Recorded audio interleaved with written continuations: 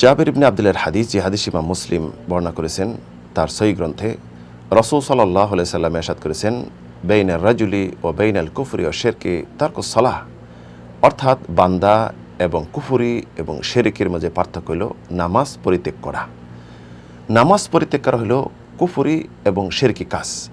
আমরা সমাজে অনেকে শুনে থাকি কুফরি এবং শিরকি, অনেকে জানি না কুফরি কাকে বলা হয়, শিরকি কাকে বলা হয়। আমরা জানব কুফরি এবং শিরকি কাকে বলা হয়। কুফর এর অর্থ হলো গোপন করা, ডেকে দেওয়া, অস্বীকার করা।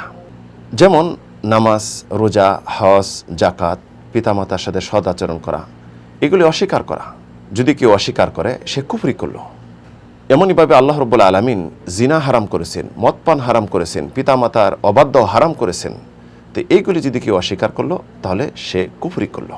তাহলে আমরা বুঝতে পারলাম কুফরি হলো কোনো কিছু অস্বীকার করা, আর শিরকি হলো ইবাদতের প্রকারের মধ্যে যে কোনো একটি প্রকার আল্লাহ ছাড়া অন্য কারোর জন্য করা।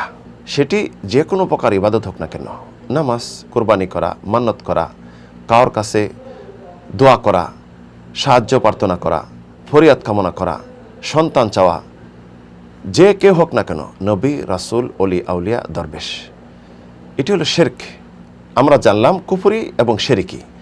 কুফরি এবং শিরকি উভয়ের ঠিকানা হলো জাহান্নাম, চিরস্থায়ী জাহান্নামই হবে যদি সত্যিকার অর্থে তওবা না করে, ঈমান নবায়ন না করে, মুসলিম না হয়ে মৃত্যুবরণ করে।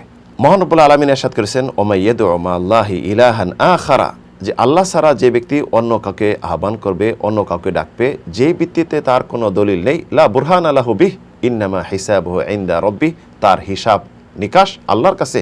ইন্নাহু লা ইফলিহুল কাফিরুন, কাফেররা কখনো সফল কাম হবে না, অর্থাৎ তাদের ঠিকানা হবে জাহান্নাম। মহান রব্বুল আলামিন ইরশাদ করেছেন মুশরিকদের সম্পর্কে, ওমা ইউশরিক বিল্লাহ ফাকাদ হারামাল্লাহু আলাইহিল জান্নাহ, অর্থাৎ যারা শিরক করবে তাদের জন্য জান্নাত হারাম, ওমা ওয়াহুমুন নার, এবং তাদের ঠিকানা হবে জাহান্নাম।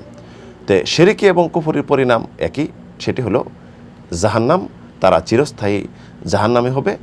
আর নামাজ পরিত্যাগ হলো কুফরি এবং শিরকি কাজ। অন্যত্র রাসূল বলেন, আল আহাদুল্লাযী বাইনানা ওয়া বাইনাহুমুস সালাহ ফামান তারাকা ফাকাদ কাফার, অর্থাৎ আমাদের মাঝে এবং তাদের মাঝে অঙ্গীকার হলো নামাজ, যদি কেউ নামাজ ছেড়ে দেয় সে কুফরি করলো। তাই সকলে কুফরি এবং শিরকি থেকে সাবধান হন। যদি কার থেকে এমন কিছু বের হয়ে যায় তার ঠিকানা হবে চিরস্থায়ী জাহান্নাম, এবং দুনিয়া আখিরাত উভয়কালে কখনো কেউ সফলকাম হতে পারবেন না।